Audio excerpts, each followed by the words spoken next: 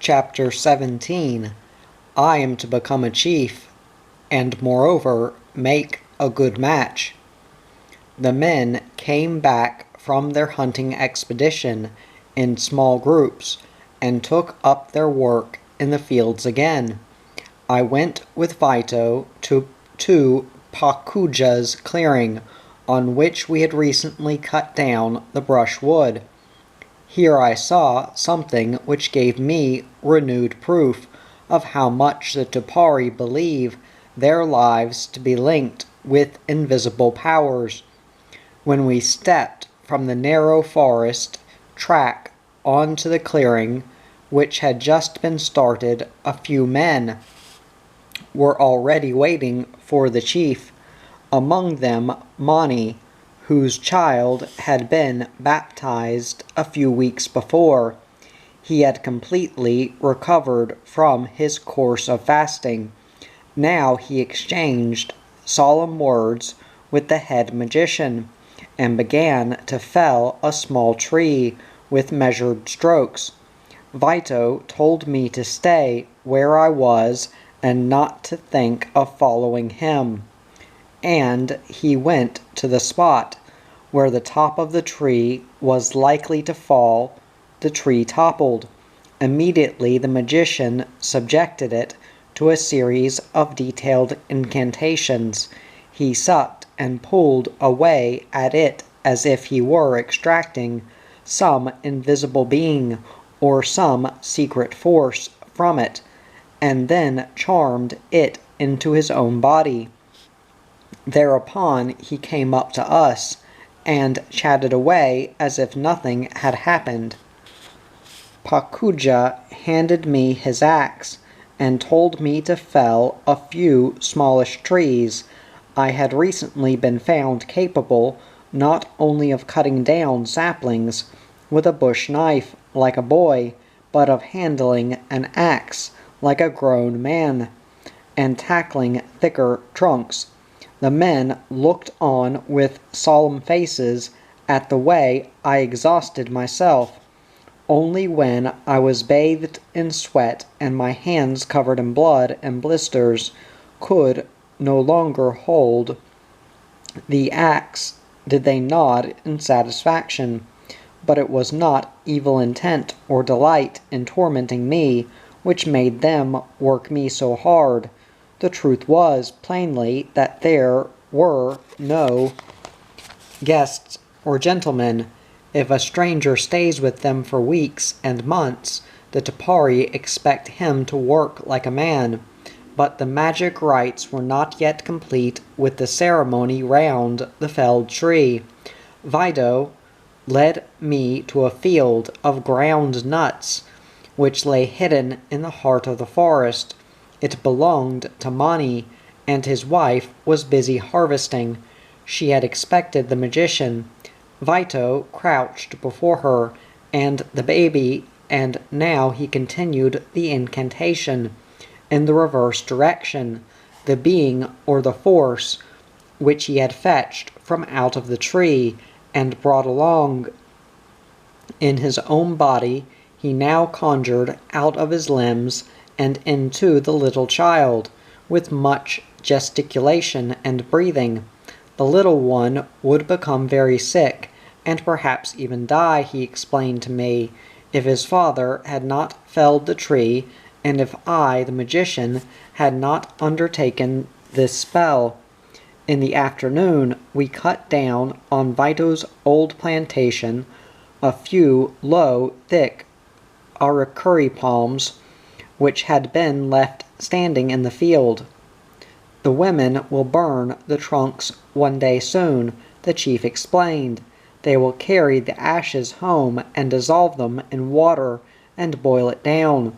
That is how the TUPARI women make their salt, with which they season the food. It is good salt, and also helps against many diseases.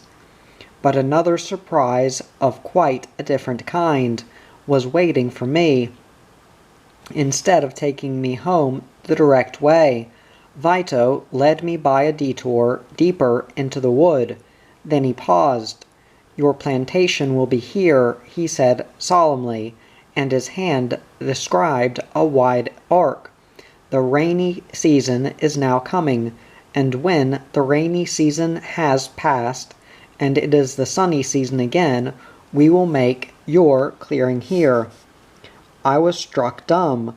For a long time now the TUPARI men, women, and children had been making enigmatic allusions, and Vito too had often talked of my not leaving them again, but of staying with them forever. Until now I had taken this half as a joke, half as friendly politeness. But now the plans of the chief were becoming dangerously concrete, and I did not know how to announce to him my departure, which would take place sooner or later, without offending him. Could I possibly explain to him the very humdrum fact that I was only waiting for my yucca in order to depart with spools of exposed film? Vito went on, "You will always stay with us, and not go away again.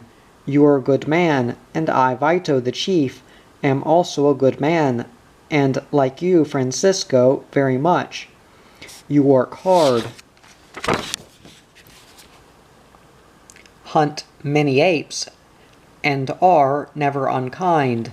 The other men, and women too, say that you are to stay here and be a chief. The women have already given your name to the new yucca plantation over there, Francisco man. It belongs to me and to you." Once again I was silent. Then Vito began to lament. "I shall not live much longer. A man from our hut has put poison in my chicha. Often I have bellyache, and soon I shall die. Then there will be no chief left here who will work for the people. Only you work hard, and will keep the young fellows at work when I am gone." I may perhaps be considered sentimental if I confess that the words of the naked Vito touched me deeply. I was grieved to hear him speak of his approaching death. So attached had I become to him with the passing of time, I considered it a signal compliment that the worthy chief wanted me to be his successor, and yet I had to disappoint him. But how could I avoid also offending him? I appealed to the great feeling for family ties which the TUPARI possess. My parents and my brothers and sisters do not know where I am, and they will weep very much because they will think I am dead. I must go home so that they can see I am alive and well. I began falteringly. The chief stood there for a long time, deep in thought. "Good, go to your father's tribe," he said at last, "and stay there so many days and nights." He counted his fingers and toes, "and then you will come back again." "I shall never come back," I ventured to contradict him, but Vito pretended not to hear. We went on in silence, bathed in a small stream, and sought out the Maloca. The news that I might perhaps soon leave the tribe ran quickly through the two huts. It was not long before a crowd of women, led by the chief's wife, Kamatsuka, and her almond-eyed daughter, Roka, had assembled round my hammock. They implored me to stay with them and not to think of going away. I put forward my arguments, but they answered me briefly that they were now my mother's, grandmother's, sisters, daughters, and grandchildren. Here it was good, they said. Here there was much chicha, much maize, ground nuts, yams, and pawpaws, apes, armadillos, and woodcocks.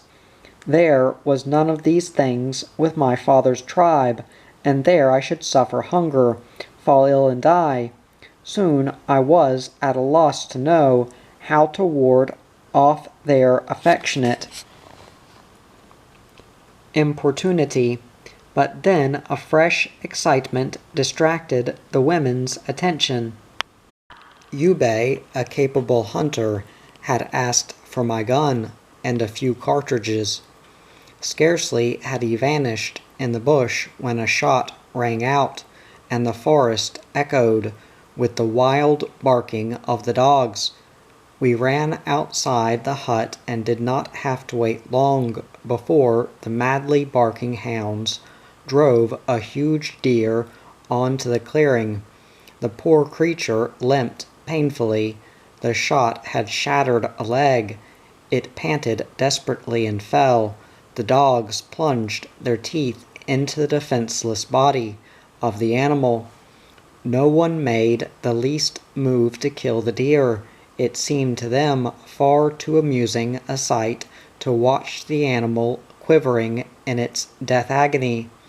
At last a boy fetched a knife. 2 young men turned the animal over on its back and pulled its legs apart. A young man slit open its hide straight down over its belly from throat to rump, and began carefully to separate it from the bright red flesh.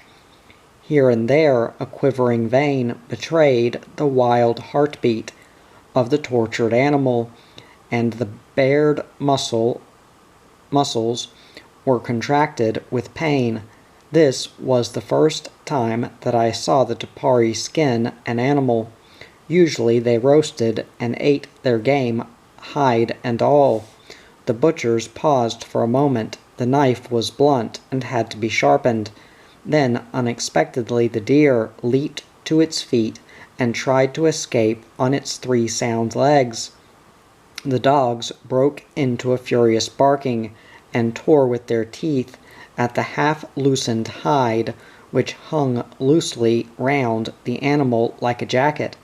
The Indians, vastly diverted, looked on. In mortal anguish the deer looked in every direction. It could well see that there was no way out. Dejectedly it sank down on to its flayed belly. At last one of the lads lost his patience. He struck the animal on the neck with a club, and it lay on one side, with its eyes rolling. In the evening a goulash of venison and yams was bubbling in my stew pot. I seldom made the attempt to cook in European fashion, but out of curiosity and convenience always preferred Indian dishes. But now I sat hungry and expectant by the fire near my hammock, and the Tupari boys who squatted all around me were no less intent on the cooking of the foreign doctor. They also gave me advice about my future, and tried once more to convince me that I must remain with their tribe. Harim ki kirab e atsi para batana kabator, concluded one of the little fellows. Stay here with us. You shall have Kabatoa for your wife. The little Kabatoa passed in the tribe for a pearl among maidens, and the children could not understand how I could resist such a temptation for long. Many cloudless days had passed. Now, once more in the west, heavy black clouds were gathering. It was stiflingly hot, and no one could go to sleep.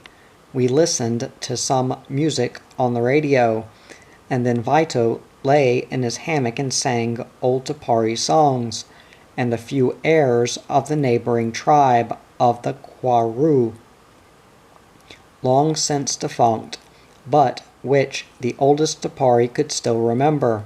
The children danced round in a circle, and Vito's little grandchild, who had only just learned to walk, cried angrily until he was allowed to join in. At last the storm broke, and powerfully shook the rickety domed roof, but it did no damage, and barely a drop fell. The magicians smiled with self-satisfaction. Doubtless there would have been a torrential downpour if they had not held the solemn ceremony of charming the weather a few weeks before. A little later we had a visitor from the jungle. This time it was not a deer, but a large wild cat which appeared in broad daylight in the clearing and snapped up a chicken. The bird squawked piteously, and the attention of the dogs was aroused. They pursued and cornered the moritor, and Vito killed it with bow and arrow.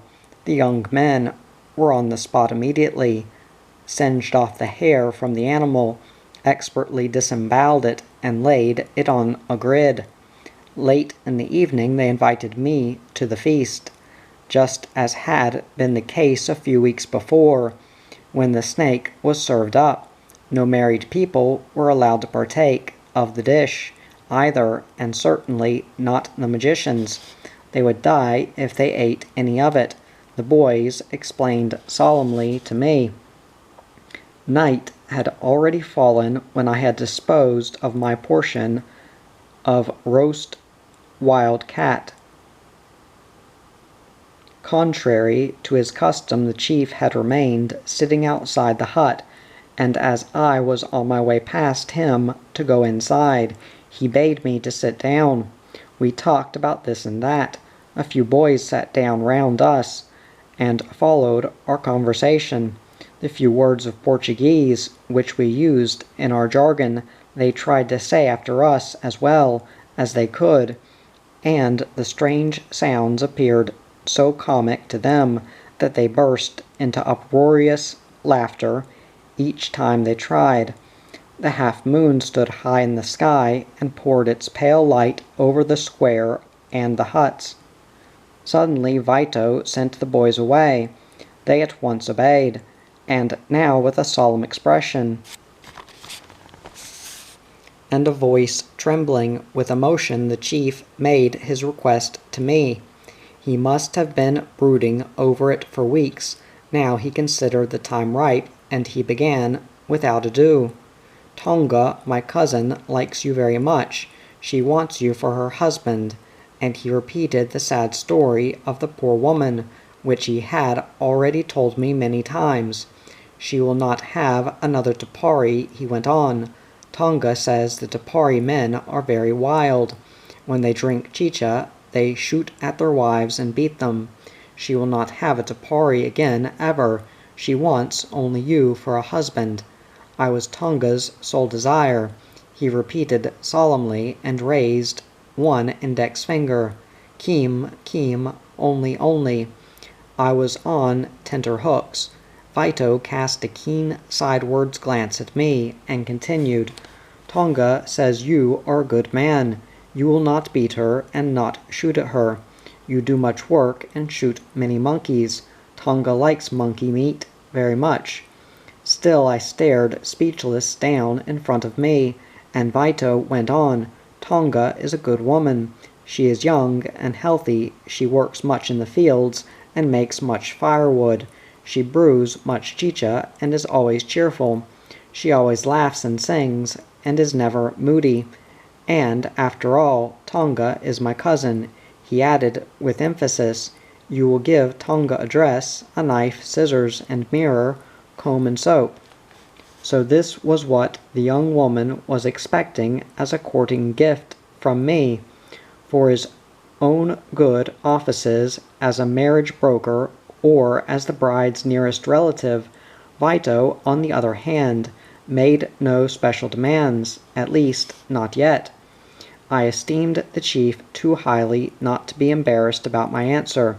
How could I tell this good friend that with the best will in the world I could not bring myself to marry into his family? Vito placed a different interpretation on my silence. He thought that I had my eye on Adaid, and faithless wife of his brother Eod, and that for this reason I disdained his worthy cousin. Adaid is a bad woman, he warned me with paternal gravity. She does not work, always misses the chicha grinding, and will not eat what her husband brings home from the hunt. And when she drinks chicha, she runs after all the men, like a bitch. Adaid is no good. I accompanied all he said with a non-committal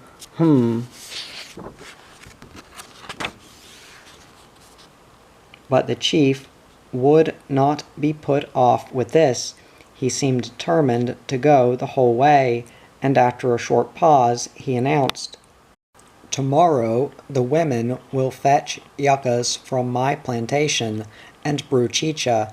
Then we will drink and sing and dance. When the chicha is finished, then they will fetch yucca from my brother's field, and we will drink Iad's chicha and sing and dance. Then we will sling your hammock and Tonga's hammock side by side." Now Vito was one broad smile. He considered Tonga and me an excellent couple, and was happy about the marriage he had planned. Cold sweat broke out on my forehead. Desperately I cast round for a convincing answer. The moon over the big hut smiled broadly at my utter perplexity. Then I took a deep breath and told the chief that I was very fond of him, and also held his cousin Tonga in high esteem, but that I did not want a wife, but must soon return to the tribe of my father, because there my parents and brothers and sisters were weeping for me. "No, they are not weeping," Vito interrupted me brusquely. "Go to your father's house and fetch your father and mother, brothers and sisters, here. Here we have many groundnuts, much maize, yucca yams, and bananas. We drink much good chicha, and in the forest there are enough apes, armadillos, deer, and tapirs. Where your father lives there is nothing to eat. There they suffer hunger, and there is much coughing and disease.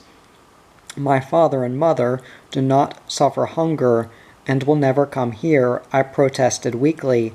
"It is much too far." "No, it is not far." The chief was annoyed. With a darkened face, he reached for his stool and got up. "It is night, and I have worked long in the sun. I will go and sleep," he growled. With heavy head I lay down in my hammock and tried to think over my conversation with Vito. Then, in the darkness, the wives and children of the chief suddenly appeared. "We wish to hear music," ordered Kamatsuka, and without more ado settled herself on the ground. I took the radio from the rubber bag, pressed and turned the knobs, and glad of this little change, sought music, grave and gay, from all over the world. I sat on my hammock. Tonga crouched in front of me. She raised my bare feet from the ground onto her full, warm thighs, stroked and caressed them without saying a word. We must have sat like this for 2 hours. Then I dismissed the listeners and put the set away. When I was lying in my blankets,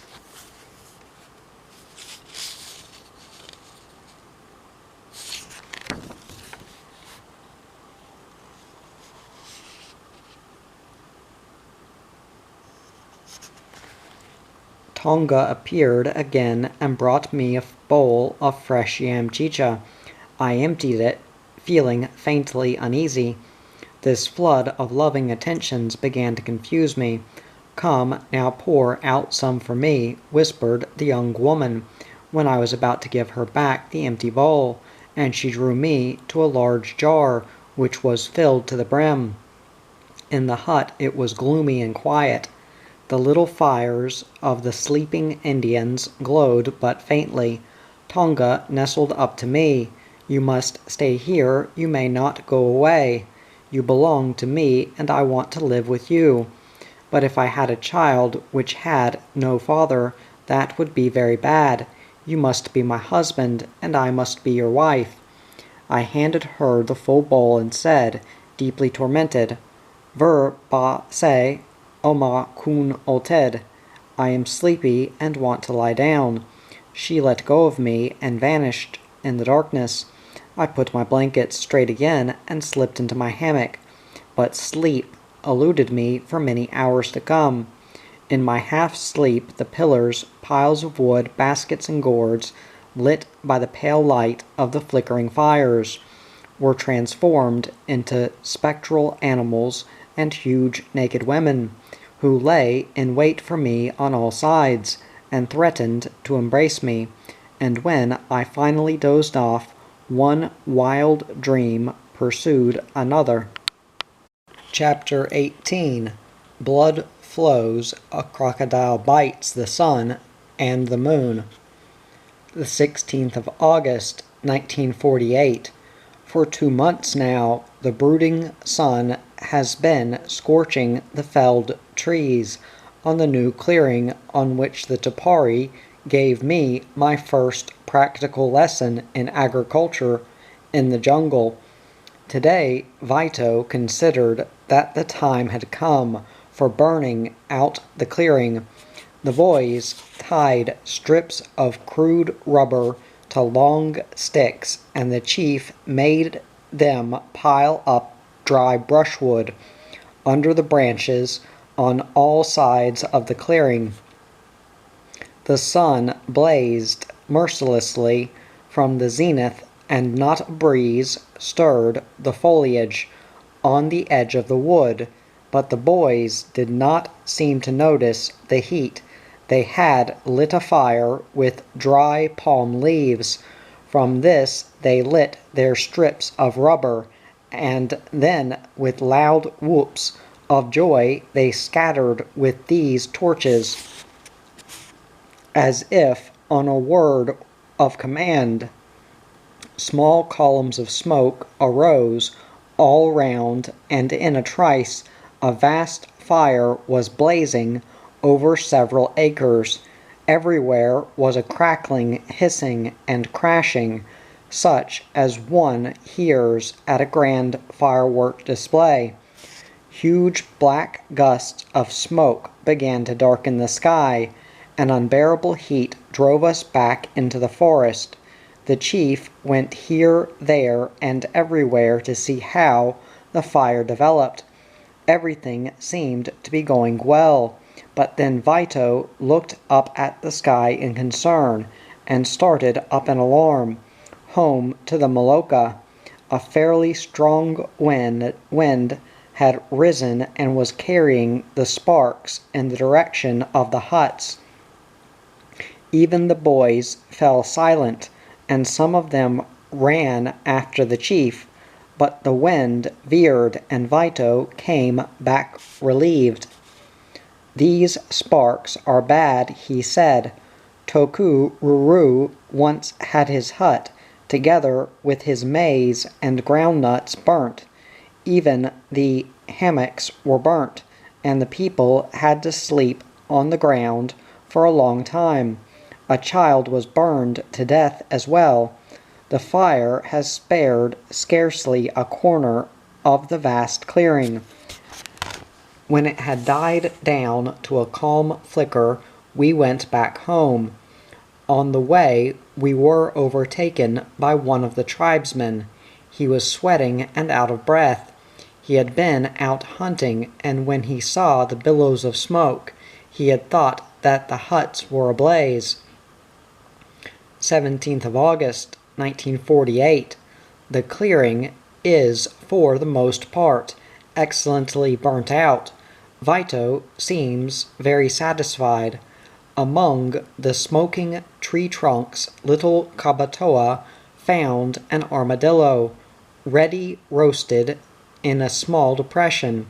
Probably it had been surprised by the flames as it slept. The chief was in such a good humor today that I fear he simply ignored my rejection of the marriage proposal. He seems rather to be hoping that the matter is one which can well be talked over again, and settled to the satisfaction of us both. His family continues to feed me, and my fears that I should be put on short commons because of my obstinacy have not been realized, at least for the time being. Vito talks to me in as friendly a fashion as ever. When we were resting during a break in our work, he told me of the past torments of love of the small vigorous but very sensitive Tarima. Tarima had received the pretty young Pano as his wife. The two lived together for some time, but had no children. That is often dangerous where a Tupari couple are concerned, for all the while there are no offspring, the wife can run away from the husband and the husband from the wife. Panano ran away from her Tarima and went to Uruguay. The chief's son, strong and good-natured. Tarima was inconsolable over his wife's faithlessness, but he could do nothing against the strong and popular Uruguay. But it was more than he could stand to see every day how happy the new couple were. Full of bitterness, he left the tribe and went to the friendly Makarap, who lived some 8 days' journey away. He also went to the white men and worked in the rubber baracao. At last he overcame his chagrin no more. A prey to homesickness, he returned to the Molucca. There Pano was living happily with his rival Uruguay, and had already borne him a daughter. So she was lost forever to Tarima. But Tarima found another love. The strapping Tesanya had thrown in her lot with another tribesman, but her moods had been too much for him, and so she was free for the returned wanderer, who was bent on marrying. Tarima and Tesanya soon came to terms, and in a very short time they had 2 children. Tarima beat his wife very often when he was drunk, said Vito in conclusion, but that was not really so very bad. Tarima knew very well that his Tesanya liked sucking sugar cane, and so every year on his clearing he planted an especially large patch of sugar cane. Thereby a harmonious married life was assured, despite tantrums and blows. Our talk also turned on the great massacre which Andre had once inflicted among the whites in Salouie. Vito did not seem to be at all in agreement with it, quite the contrary. When he met Andre again after the mass murder, he said he had criticized him severely. To be sure, the manager has treated you badly, but suppose the strangers leave Salouie forever, where shall we get our axes and knives from? Before the white folk came into our land, we had the wretched business of making do with wooden clubs and stone hatchets. With these iron axes and knives we have an easier task, and can lay out far greater plantations with far less work. Now you have killed the white men, and if no strangers ever again venture to go to Salouie, we shall be left in all our old wretchedness. But the white men returned. Rubber, latex, Brazil nuts, impecacuana, roots, and cheap Indian labor were too valuable treasures to give up on account of a few dead people. 18th of August, 1948. After 3 days' work, the women have again filled the huge jars with chicha. Yesterday the men got some bamboo tubes and fashioned themselves wind instruments. Dancing went on all night, but not this time in Tupari fashion, but according to the melodies and the dance steps of the Makarap, just as I had seen months before at Yabaru's party in Salouie. Once again I am faced by the prospect of 3 revolting days of drinking. 19th of August, 1948. Valte, my old neighbor, has discovered a good way of entertaining me. I was sitting bored in my hammock in the morning when, with a mischievous grin, he passed a gourd over to me. It was empty. "Go along, take some chicha to all the women," he bade me.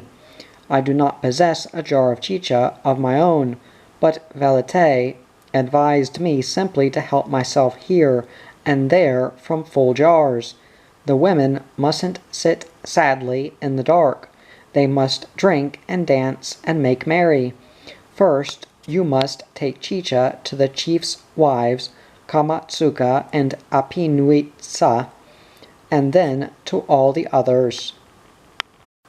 I had long wanted to poke my nose into all the corners of the hut, but I had been afraid of arousing suspicion. Now I needed no second bidding, and applied myself enthusiastically to my new task.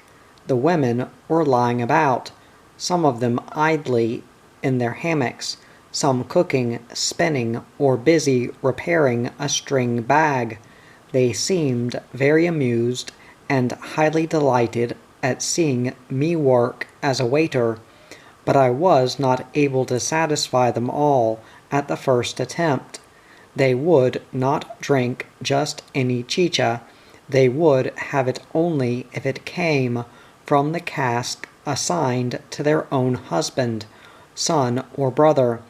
So I then had to pour back my chicha and draw some from the vessel which the ladies liked, and I had also to say a few friendly words to them, for without this I could get nowhere. "Here is your chicha, mamma, now drink it up." I was not allowed to call younger women Naya, or even Papa, mother and grandmother, but Yokoij, my sister, or Vag, my little daughter. Best of all was Vongomtsid, my grandchild. Other women sighed with false modesty, saying they were already full, and then I had to lavish persuasion on them until they at last put the bowl to their lips and poured down the chicha, mostly in one draught, and with visible enjoyment. The old grandmothers were the ones who made no fuss. They would drink half a liter or a liter without once pausing, and then ask for more. They hadn't had enough yet, they said, and if then their stomachs would hold no more, they vomited at my feet and went on drinking. On ordinary days the women conversed, but little with me.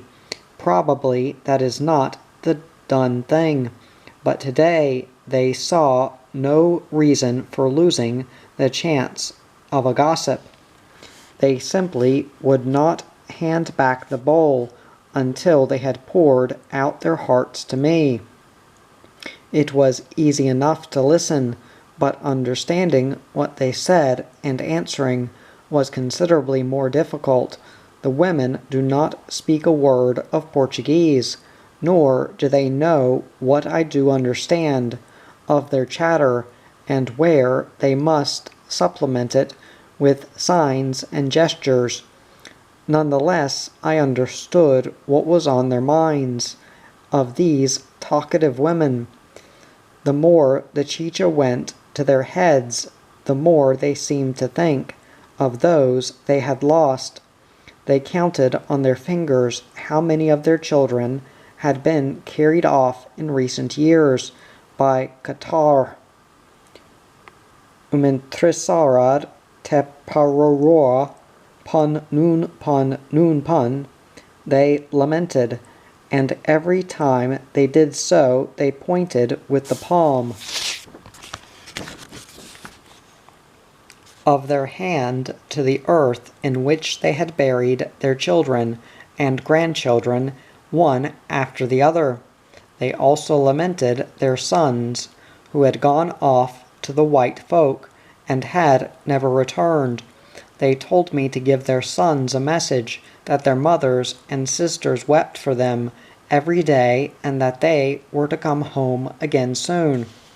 And so I had my work cut out to serve the 70 women and their daughters in our own hut and the hut next door, and to listen to their complaints and stories. Evening came on quickly and unnoticed. Such tribesmen as were not lying drunk in their hammocks sat down on the square. The women distributed groundnuts, and the men exchanged the game and the little fishes they had brought home these last few days. Vito sat like a patriarch amid the mass of tribesmen who were running backwards and forwards with their titbits with gay laughter and badinage. Never have I seen the chief so happy as when sitting among his people, who at such festivities seemed like one family, free of all enmity and rivalry, with no suspicions or deep designs. But while I had gone off for a quick bath, the revels had met an abrupt end. An excited boy came to look for me and urged me in alarm to come quickly. Outside the huts a grim sight met my eyes. Near the door of our hut stood Voya Tisiri, the unmarried son of old Valete, covered with blood, and in the middle of the square the neighboring chief Kwarume raged drunkenly. Beside him lay his bow and arrows. He swung his long espada like a madman, and with great bounds he rushed this way and that, gesticulated and uttered many wild imprecations and threats the while. Women and children who a moment ago had been sitting on the square, cheerfully feasting and chatting, had run away in fright, and looked on from a safe distance. Only Vito still sat on the square. He showed no fear, and was holding a solemn monologue, oblivious of the diatribes his furious colleague was uttering. There was obviously no quarrel between the two. Each one said, independently of the other, what he thought he had to say, and I could not repress a smile at the sight of two chiefs who were so tirelessly talking past one another. I sent a boy for a bowl of water, and took out my medicine chest. The wounded man's forehead had been broken open to the skull, and he was shaking with pain and suppressed anger. His sisters stood nearby, howling and sobbing, and his father mounted guard over us with bow and arrow. I washed Voya Tisiri's face until the blood was staunched a little, and then put him on a magnificent bandage such as had probably never before been seen among the Tupari. Kwarume raged on, and Vito did not interrupt his own speech, which he directed in a calm, reproachful tone at the angry man. Suddenly Kwarume took one bound towards us, raised his arm to deal a blow, and, as we had ducked in alarm, crashed the espada over our heads into the door-frame of the hut. The dry palm leaves fluttered to the ground, as if cut by a knife.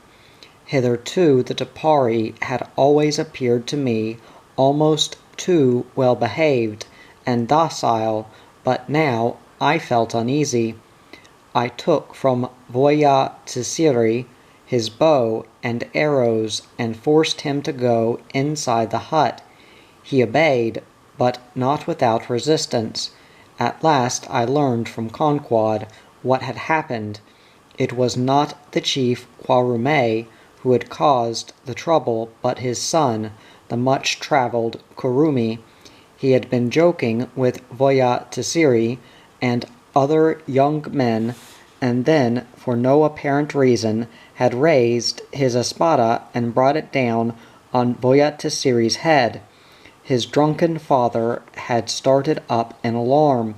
He must have feared the vengeance of his neighbors, and obviously wanted at the same time to avert this, and show them whom they had to reckon with, if any of them ventured so much as to harm a hair of the head of his firstborn.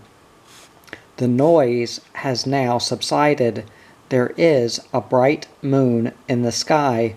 Vito is squatting on the open space, which stretches from the doorway of his settlement down towards the stream. He is well on in his cups, and the fever of his colleague has infected him. With an old neighbor he is heatedly discussing some scene of blood, which took place heaven knows when or where.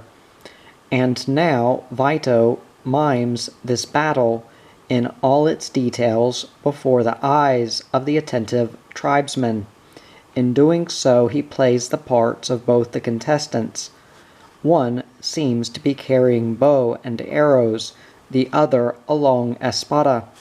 The man with bow and arrow is trying to shoot down his opponent, but the latter keeps at close quarters and skillfully knocks down every arrow until the archer has none left, and has only the bow with which to defend himself.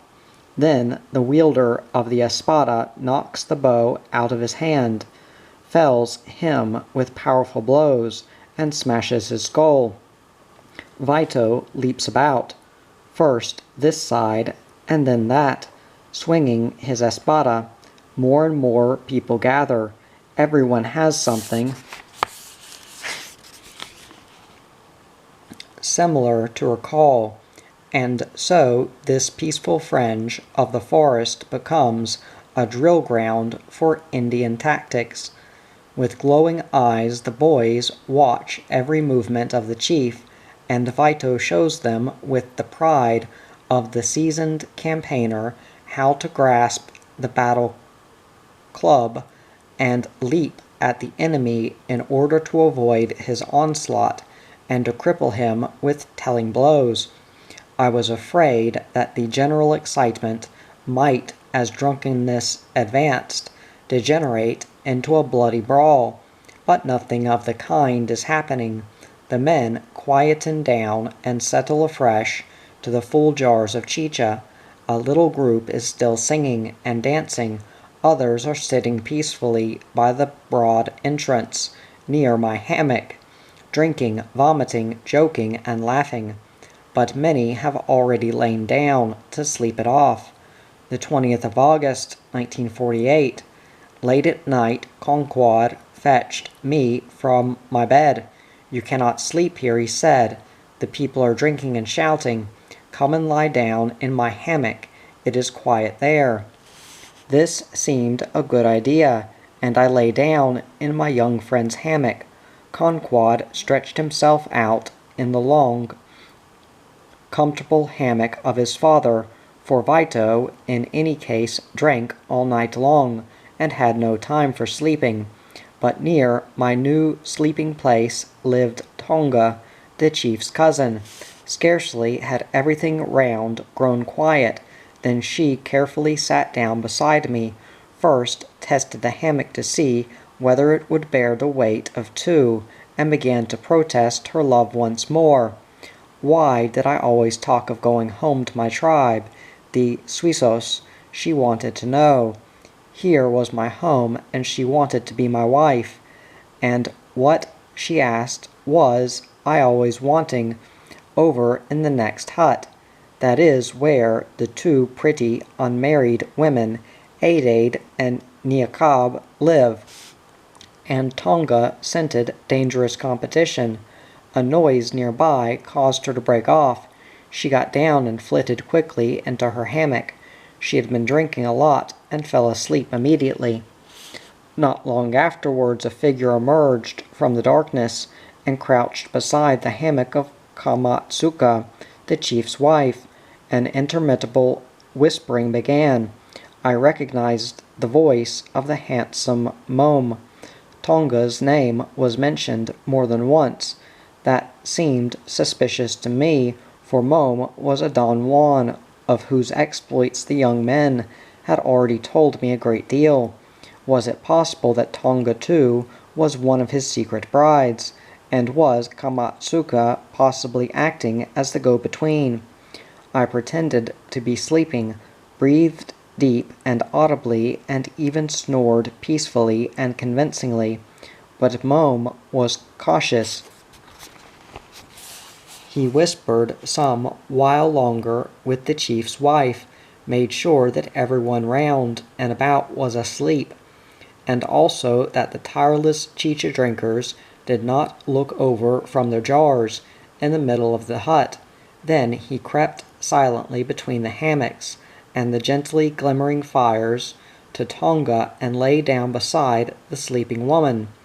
In the faint gleam of the fire I saw Tonga half awaken and push aside his boldly questioning hand, but she made no move to get up or dismiss her clandestine visitor. Before the young gallant could make a fresh attempt at conquest, sleep and drunkenness overcame him as well, and soon there sounded across from the hammock a duet of deep breathing and gentle snoring. I got up. As I did so, I must have knocked against Kamatsuka's hammock. She woke up and noticed me. "Stay here with your wife," she commanded me in her usual masterful tones. The old bod probably thought I had been asleep, and that the love-hungry Mom was doubtless by this time far away. "I have no wife. Look here. Tonga is Mom's wife," I retorted, determined to contradict her. She sat up with a start in her hammock, blew up her fire, and cried softly, "Tonga, Tonga!" But Tonga did not stir. The two young people were fast asleep, and I only wished that the whole tribe might come and discover the snoring couple, so that the scandal would really undermine the marriage plans. And while in this way, on one side of the sleeping hut, a woman's heart could not bring itself to dismiss a certain wooer in favor of an uncertain love, a scene of violence was taking place over the way. The hard-drinking Mayaku took a full bowl to his wife Konkon's hammock. Konkon abuses her husband frequently and with relish, and on this occasion she also refused to accept the chicha, which he was bringing so affectionately to her bed in the middle of the night. This was the last straw. Miyaku hesitated no longer, but hit her on the head with his espada, with such violence that she slumped down, covered with blood. Now she is lying moaning and groaning in her hammock, and from time to time an experienced neighbor plugs the deep wound in the forehead with the scrapings of the bark of some tree with healing powers. Vito is obviously ashamed of the disturbance which his colleague Kwarume created yesterday. He is never tired of declaring that Kwarume and his son Kurumi are the only wild fellows.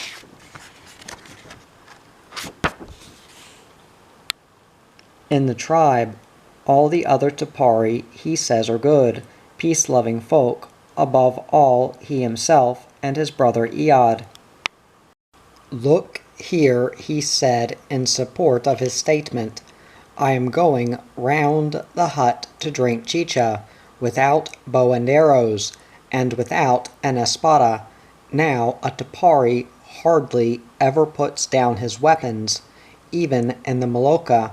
Vito has probably put his down today, only to make a good impression on me. Kwarume crouches the whole day before his jar of chicha, drains one bowl after another, and tries to drown his guilty conscience in drink. Yesterday was the only time that he had got a little angry, he assured me. Usually he was a peaceable and good man.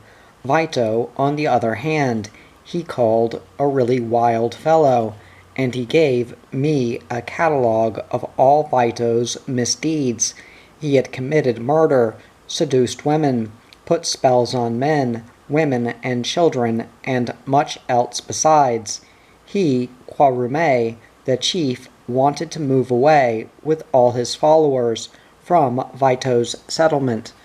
He intended to build a new house by a stream where he had lived up to a short time ago. Then he would not get involved in any quarrels with Vito and his men, who were all wicked and quarrelsome. The 24th of August, 1948. Once again, a 3-day carousal is over, this time in the neighboring hut. I am utterly sick of these bouts of boozing, and I got into my hammock early in the evening. Then suddenly, in the light of the fire, I saw 2 dark figures wrestling together. They were the small, slightly built Tarima and his robust wife, Tasanya. Tarima had tried for some reason or other to thrash her, but she had warded off the blow in time and was now trying to snatch his espada from him. I got up and went to make the peace. Tarima seemed to listen to reason and went into the hut next door to continue drinking there. Doubtfully and much against her will, Tasanya let him have the espada and went to sleep with her small child. I too lay down again, proud at the effect of my mediation. But it was not long before I heard the thud of a blow and the cry of a woman in pain.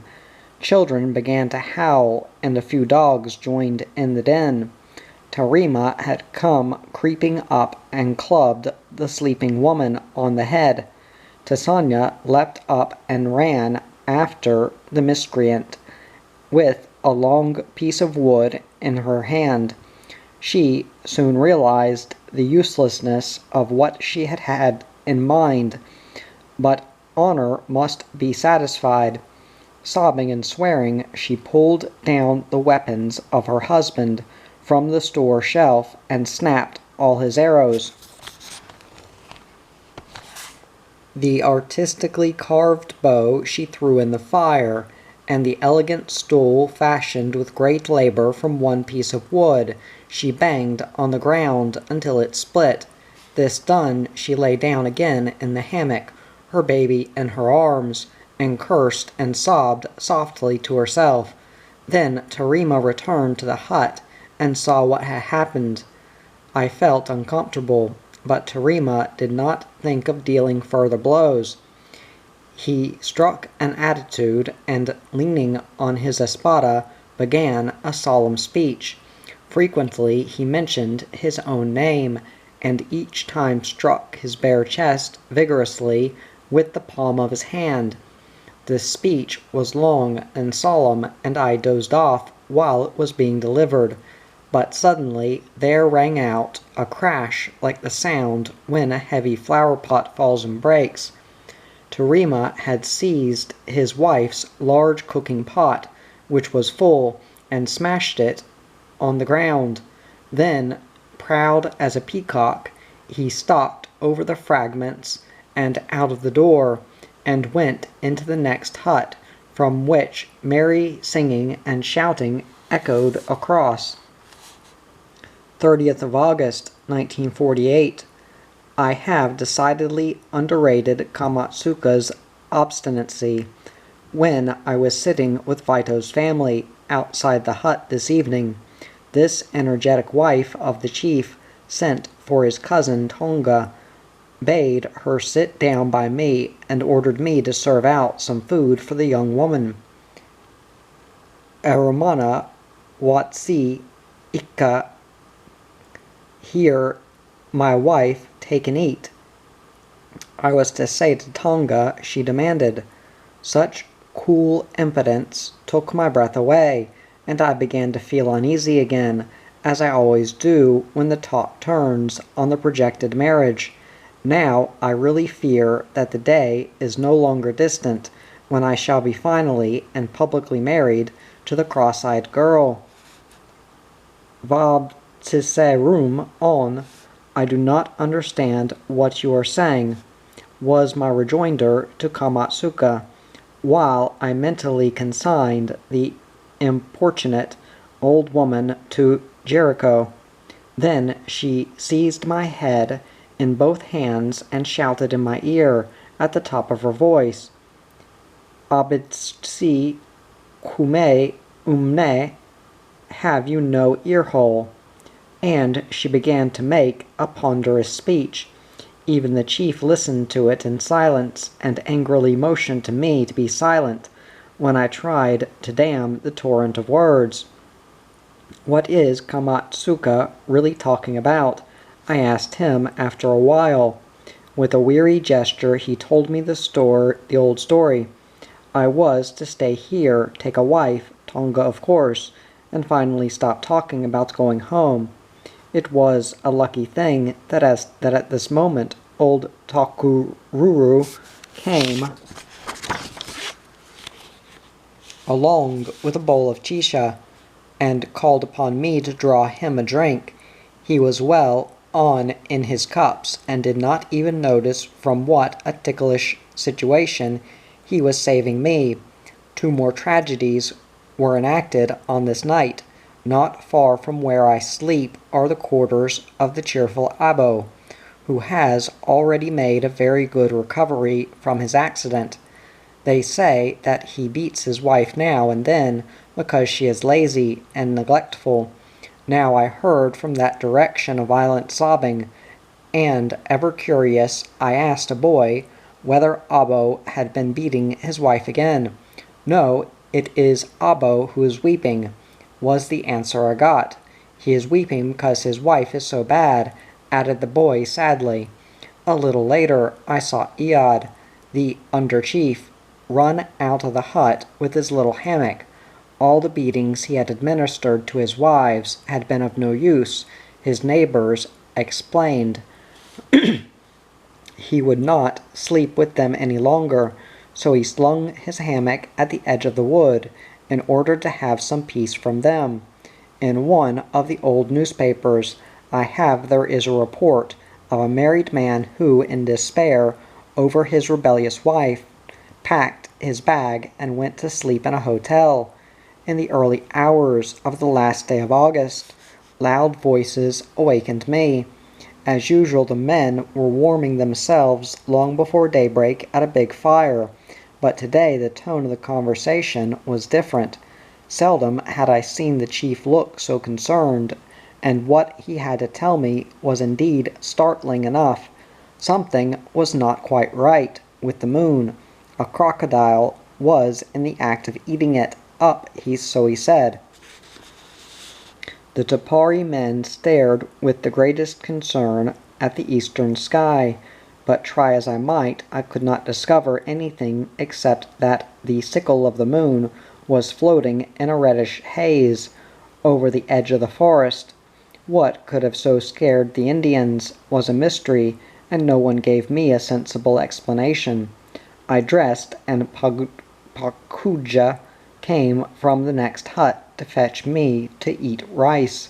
He seemed to be the only TUPARI who had acquired from the whites the habit of planting rice, and he was really proud of this.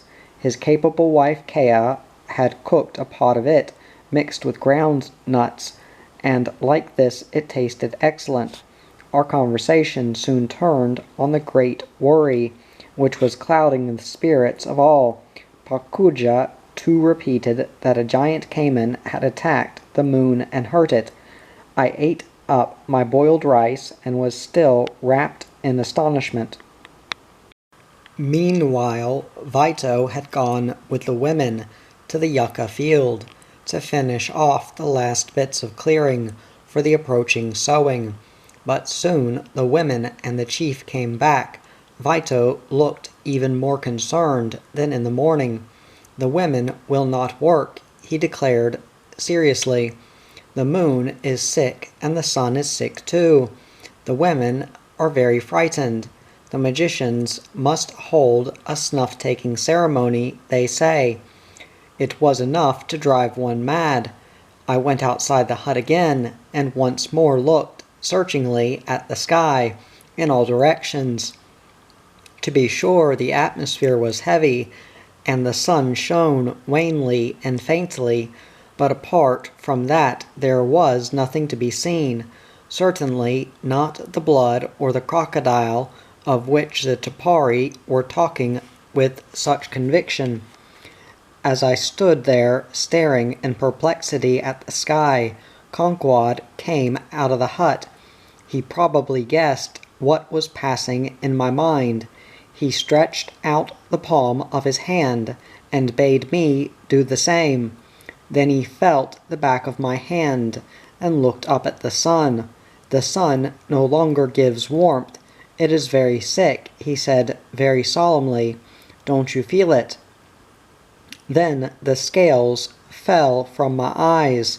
In tropical South America, during the dry season, not only are the new clearings fired, but all over the savannas of the Mato Grosso and Mojos, the herdsmen burn the vast grazings. When the first rain falls, the young grass must be allowed to sprout unhindered. Together with the old, tough grass, the weeds and countless vermin are to be burned and driven away, from the tiny little mucum fleas to the snakes, bird spiders, and scorpions. During these months no rain washes the vast pall of smoke from the sky, and the wind carries it over vast distances. Such a layer of smoke was lying almost invisibly over our strip of the forest, and had given the moon a blood-red hue at night, and for that same reason the sun rose as if bathed in blood, shone palely, and lacked strength and warmth. But the Tupari believed that some dreadful thing had happened to these distant spheres, and that it was high time that the tribe's magicians came to the rescue. Yubei, one of the apprentice magicians, ground and mixed the narcotic snuff without delay, and prepared everything for the solemn ceremony on the space outside the huts. I had set aside this morning for a far more prosaic task, and went down to the stream to wash my linen, which had been lying there in soak for some days.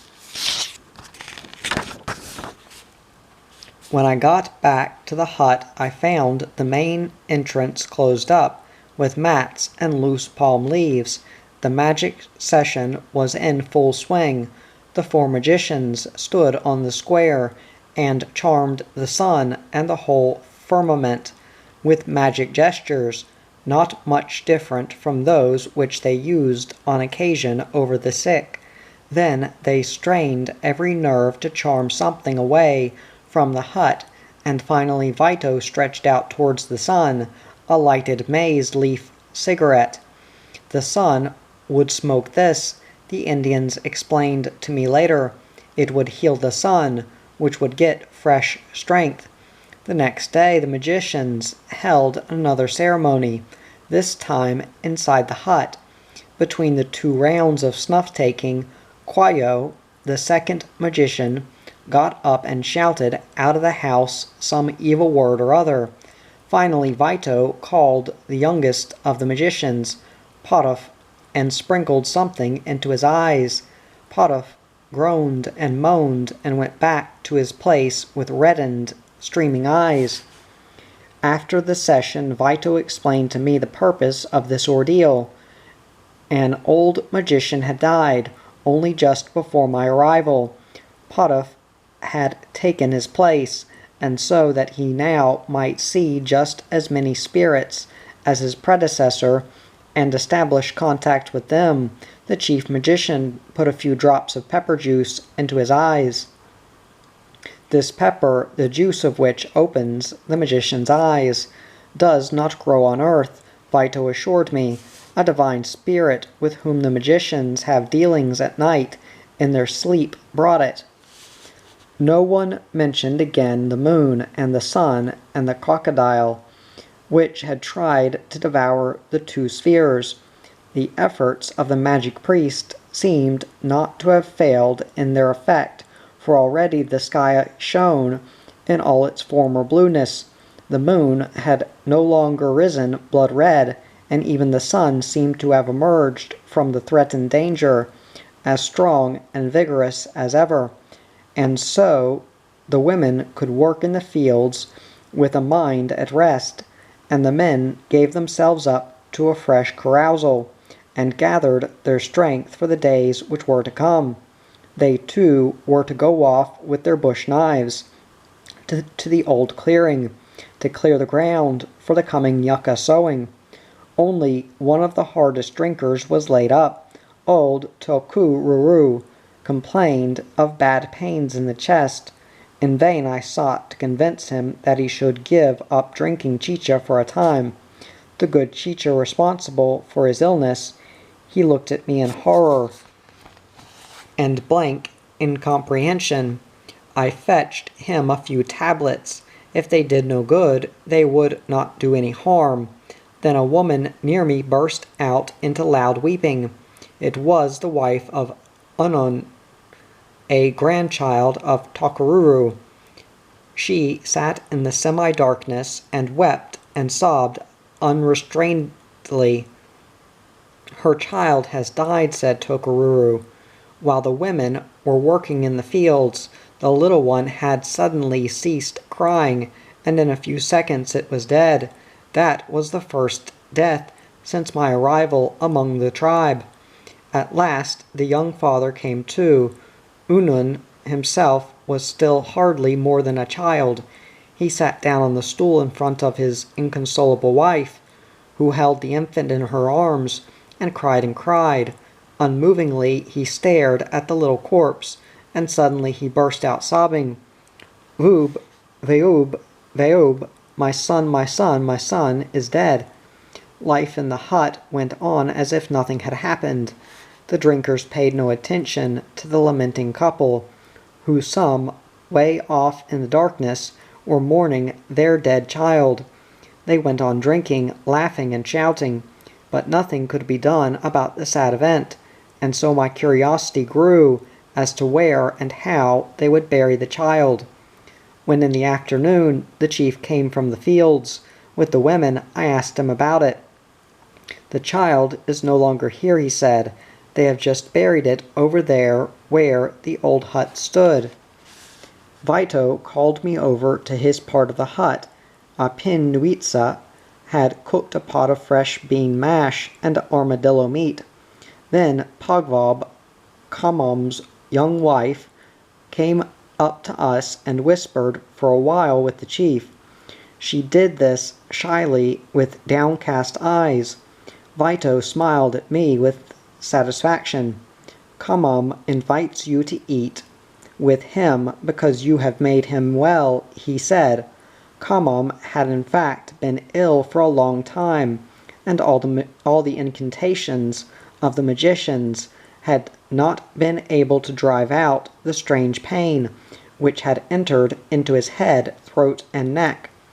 The Cibazole tablets, my panacea, had however worked wonders, and his young wife, scarcely I suppose 14 years old, had cooked a potful of quolba as a token of gratitude. Quolba was a delicacy of the TUPARI, in which they did not indulge very often. It was a stew of ground nuts, yucca, and the fresh flesh of tinamou or other tender poultry, but the recipe was the secret of a few specially expert cooks, and obviously not yet known to little Pogvob. The stuff tasted awful, but I pretended to eat her kuleba with the greatest enjoyment, and Kamam and his family seemed happy to be able to give me proof of their gratitude.